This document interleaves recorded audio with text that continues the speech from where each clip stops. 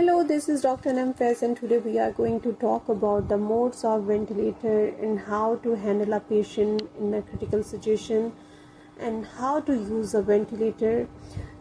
We being a physician, either we are practicing as general physician, medical physician, there is always sometimes need to handle the ventilators in the ICU departments, in the STU departments. And you being a physician, if you don't know how to handle a ventilator, then it's caused a great embarrassment if someone calls you an urgency.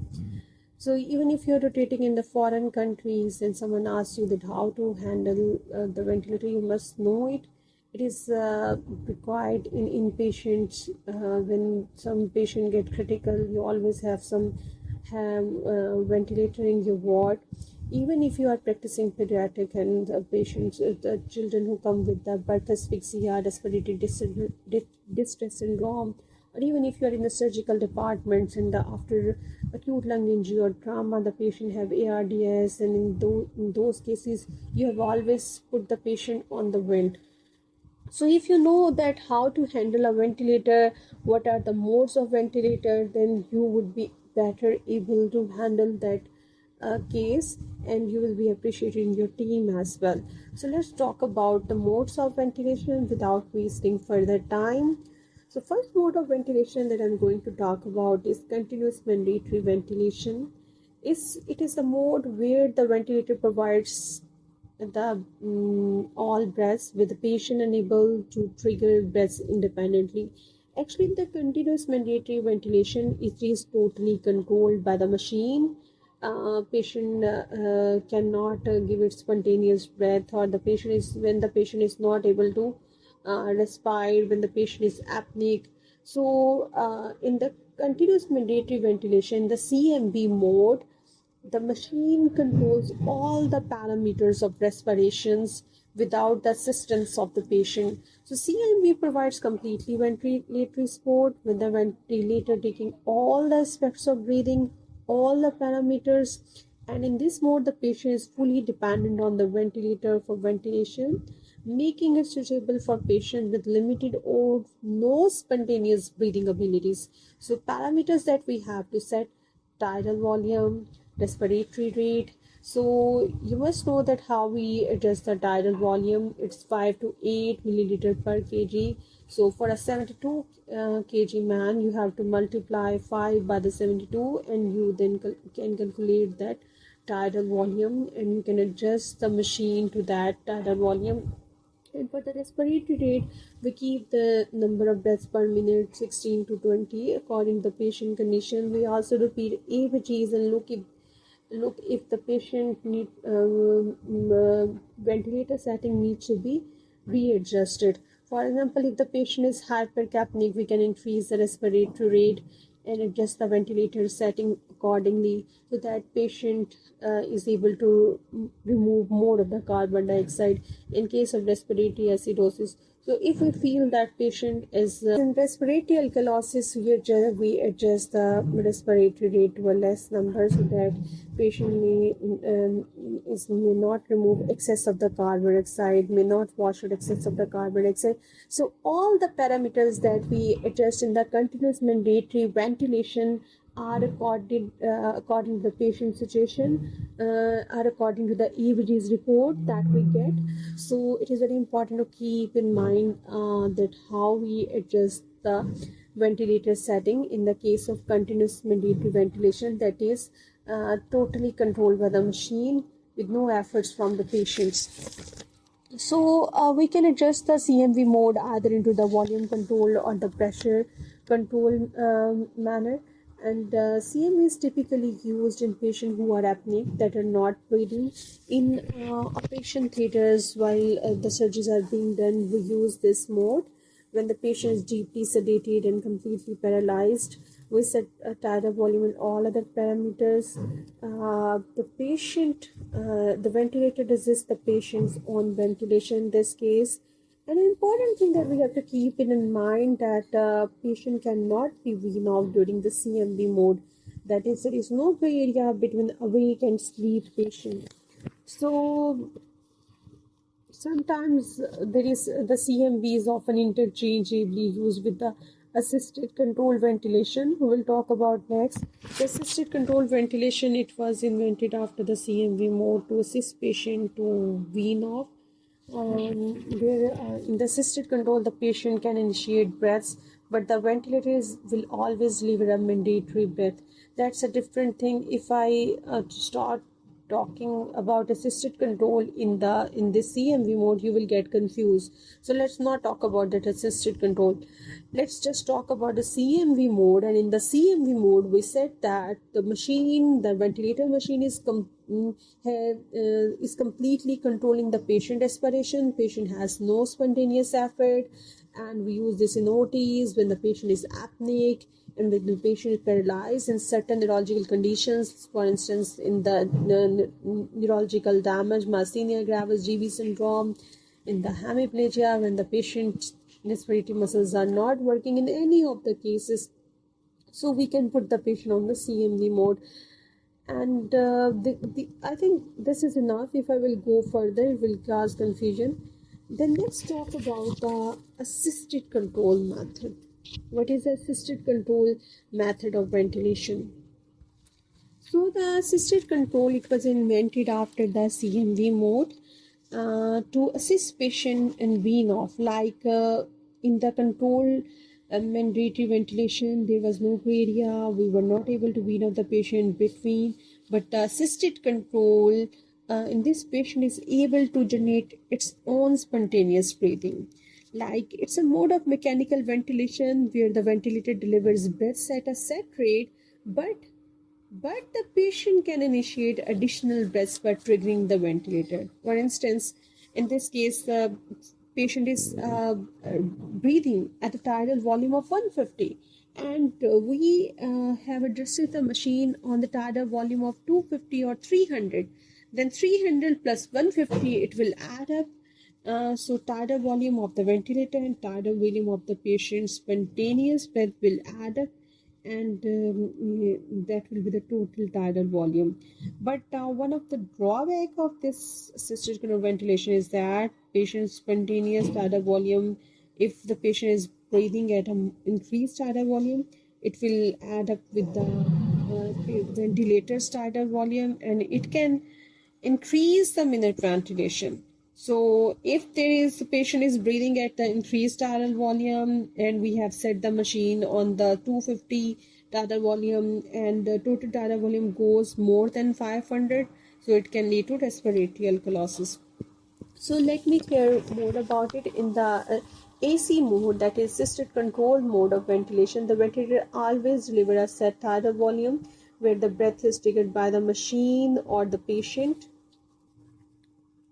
And this mode is often used in patients who are able to breathe spontaneously, but they need a little bit of support. So it is not the case in the assisted control. The patient is not completely paralyzed, patient is not completely sedated, patient is not completely apneic.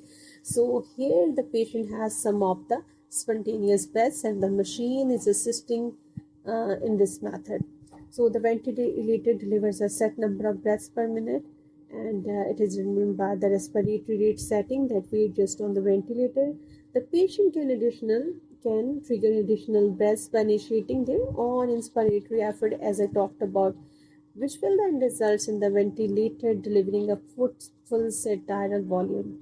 But the drawback, we have to keep it in mind of this assisted control. The patient is improving and the patient is breathing at the increased tidal volume. It will add up into the already set tidal volume of the ventilator machine, and it will increase for instance, the tidal volume increases to greater than 500. It can increase a minute ventilation, because we know that tidal volume into respiratory rate is equal to minute ventilation, and the patient can have respiratory alkalosis. Similarly, the disadvantage of this AC mode is that if the patient's ventilatory demand is high, now it is opposite condition, and if they have significant respiratory system abnormalities in between, if you have adjusted the patient on the AC mode and assisted control mode, and the patient is suddenly having the increased lung abnormalities or pathology that is going on inside, and it is increasing, and the patient is now breathing at a low tidal volume rather than what we have expected, then the ventilator may not be able to keep up, leading to increased work of breathing and potential fatigue in the patient. So we have to always look for these ICU care patients who are on these ventilator settings. So in this case, there will be, for instance, as we talked about, if we have adjusted the machine on the 250 tidal volume, and now the patient is breathing only on the 50 tidal volume due to lung pathologies or some abnormalities, and then the total tidal volume will be 300 only, and the minute ventilation will decrease, and then patient have to make excessive increased respiratory effort through increased respiratory rate to breathe, and it will cause fatigue because the patient will have increased work of breathing. So this is all about assisted control. I think it is enough for basic understanding of this mode. Let's talk about the next mode of ventilation. The next mode is intermittent mandatory ventilation. It is a mode of mechanical ventilation where a set number of breaths are delivered at a fixed rate, while the patient is able to breathe spontaneously between those mandatory ventilation. In simple words, in this mode of ventilation, the machine gives intermittent mandatory ventilation, mean patient is spontaneously breathing. We don't know when the patient has apnea, or patient is breathing slowly, or the patient breathing is affected. But the machine is adjusted to set the intermittent mandatory ventilation to avoid apnea in that patient. But the disadvantage of this intermittent mandatory ventilation, it was not synchronized. So it was not synchronized mean if the ventilator machine mode is synchronized, then the machine will be synchronized with the patient respiratory rate, with the patient effort. For instance, if the patient is breathing, and in between suddenly the patient is apnea, in the synchronized mode, the machine will give in the breath at that time.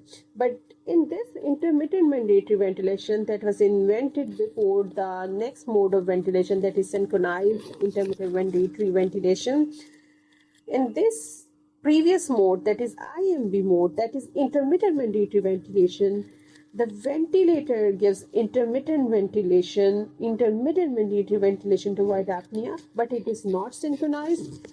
Patient spontaneous breaths, that is tidal volume, do not add up with the ventilator. So if the patient is breathing at 350 or 400 or 250 or 300 tidal volume, the patient will keep on breathing, and the machine will deliver the intermittent ventilation with the lapse of time at a set tidal volume, the tidal volume that we have adjusted on the machine. So tidal volume is, in this case, the patient tidal volume, that is the patient breathing tidal volume, it will not add up into the machine tidal volume. Patient at no matter what rate will keep on breathing. Machine will keep on delivering the mandatory breaths at a set number of respiratory rate as adjusted by the machine. Patient will keep on breathing independently between the mandatory breaths, either with or without the pressure support. So in intermittent mandatory ventilation, it is more advanced than the previous ones because it was used as a weaning strategy, allowing the patient to gradually take on more of their own respiratory work. So intermittent mandatory ventilation can be combined with other modes like pressure support ventilation or volume control ventilation, offering different levels of support. So advantage of this is that the patient is spontaneously breathing, that it is intermittent, it is used as a weaning support, and we can adjust with the pressure support ventilation, or we can adjust this mode with the volume control ventilation, offering different levels of support. But the disadvantage of it is that this mode of ventilator machine was not synchronized. So the next mode that was invented, that is being used these days in the ICU, is the synchronized intermittent mandatory ventilation, SIMV mode, and most of the time we use it SIMV VC mode. If you go into any government hospital here in Pakistan or in any country, in the ICU department, you will see that most of the patients are in the SIMV VC mode. SIMV VC mode. What mode? SIMV VC mode. So you have to know better about this mode of ventilation. Let's talk about that. It is similar to previous modes, like the previous mode, specifically the intermittent mode, but here the breaths are synchronized. So how to synchronize intermittent mandatory ventilation is important, why it is preferred, because it in this mode of mechanical ventilation, the machine will deliver the breath when the patient is not breathing. So it is the best mode of ventilation for breathing purposes. It assesses to the triggers and flow. How it is synchronized, very important. It is assesses to the triggers and flow. So it will this mode of ventilation will assess the airflow in the respiratory tract of the patient. When there is decreased airflow, reduced airflow, it will deliver the mandatory ventilation. When the patient is breathing, airflow is good, the machine will stay silent. It will not deliver the ventilation. There are some other triggers like negative interpleural pressure during inspiration. It also assesses through the inspiratory effort, and it initiates a mandatory breath when the patient's breath effort meets a certain threshold. For example, if there is a drop in the airway pressure, the machine will immediately assess it. The machine will also assess the airflow. The machine will also assess the patient's inspiratory effort, and through this, this machine is synchronized and it is intermittently delivering in this mode. So synchronized intermittent mandatory ventilation. So these are the 4 basic modes of the ventilators. So if someone asks you what is the CMV mode, what is AC mode, what is IMV mode, what is SIMV mode, so you must know these 4 basic modes. Let's revise the synchronized intermittent mandatory ventilation. That in the SIMV mode, the ventilator delivers a set number of breaths with a specific volume or pressure. Patients are free to breathe spontaneously between mandatory breaths, potentially triggering additional breaths themselves when required. So it is synchronized. That is, SIMV mode tries to synchronize the mandatory breaths with the patient-on's breathing effort. SIMV is often used to help patients gradually wean off from the full ventilator support. And SIMV was originally designed to be more patient-centered, recognizing the importance of allowing spontaneous breaths. So we also talked about the triggers, that is inspiratory effort and the pressure and airflow, and the ventilator delivers a volume or pressure targeted breaths at a set rate. So this is all about the SIMV mode.